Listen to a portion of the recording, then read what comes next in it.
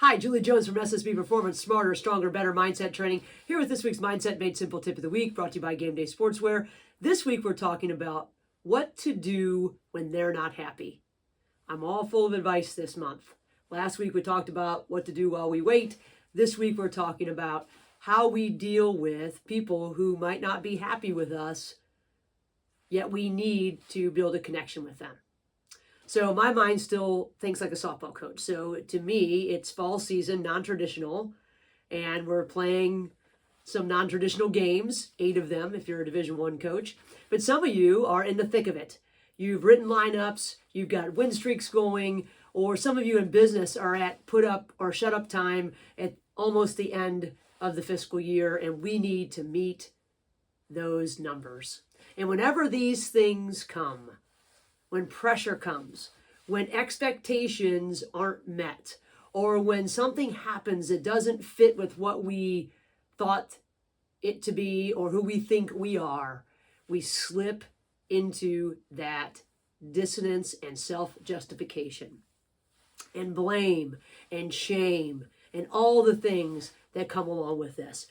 When things don't go the way that we want them to go, sometimes things around us have a tendency to break down. And most of it is because we're trying to justify what we thought was going to happen with what actually happened.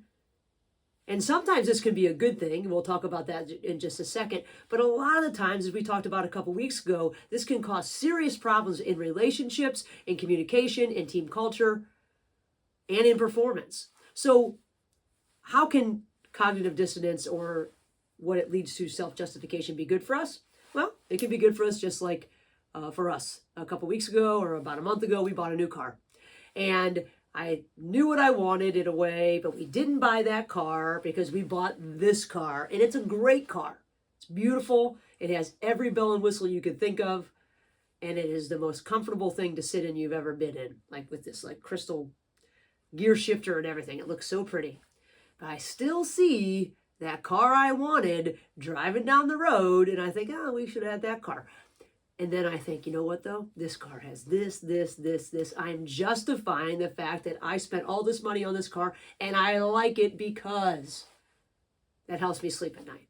But the problem is when we get into this self-justification, when we think someone wronged us, or when we don't get a starting role, or we're not making our numbers, or that superstar isn't performing to their best, when those things happen, somebody often becomes the bad guy. Practices aren't preparing me well enough. I can't believe that that person's playing over me. Coach has it out for me. Or these numbers are too high anyway. This whole place is ridiculous. Nobody's happy. And then we get into this blaming the bad guy, and we politic and recruit other people in this way of thinking. And now we've got problems. So what can we do? Well, this works across all sort of, if you want to look at your structure of your company with your CEO, or however your things are structured, your athletic director, and however things are structured. This tool that I am going to suggest to you, well, actually Ben Franklin is suggesting it to all of us, can work up, down, sideways, every way. And it's called the Ben Franklin effect. In his autobiography, Ben Franklin shares a story about an adversary, someone he was working against, or was working against what he wanted to get passed in the Pennsylvania legislative. So he knew that this guy had this book that was very valuable to the adversary. So Ben asked him, instead of arguing or confronting him in front of the legislature or doing whatever he needed to do to try to push and get his way, he asked him if he could borrow this book. He wrote him a note and that said, may I borrow this really valuable thing to you? Can I borrow it?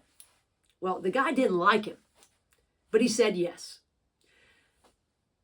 So Ben got the book, and about a week later, he sends him a thank you with the note back. And after that, he realized that his adversary was treating him much differently. He was very cordial, almost complimentary. They started to work together. And this Ben Franklin effect works as well as my bifocals and my son's swim little palm things that he uses that Franklin also invented. This little tool and tactic is genius, and it still works today. Here's what it is. Elliot Aronson, one of the authors of Mistakes Were Made But Not By Me, we talked about this a couple weeks ago, says that this Ben Franklin effect is just wrought with trying to reduce dissonance. The guy didn't like Franklin. Franklin asked for a favor. The guy obliged, probably a little begrudgingly at the beginning. But since he did Franklin a favor, he's like, I don't even like this guy and I'm doing him a favor. So that means maybe the guy's not so bad. Asking someone to do a favor for us shifts their perspective on us. This is sort of crazy. So a guy that you don't like, you ask him to do something for you, he does it. Now he likes you more. Aronson says that what happens here, let me see if I can find my notes, is that when someone does this, they experience dissonance between their actions doing this favor and their feelings disliking the person, and they've got to figure out how to make that feel normal. So then they're more likely to continue to treat you more positively because now they've had to say, you know what? I did something for them that they can't possibly be that bad if I actually did something for them. It's nuts. But you, as a coach or a leader, can use this same effect to bridge gaps that are created by frustrations or some sort of unmet expectations that are emotional. When someone's not happy with you, they usually don't communicate as much with you. The gap gets wider. How can we close that gap?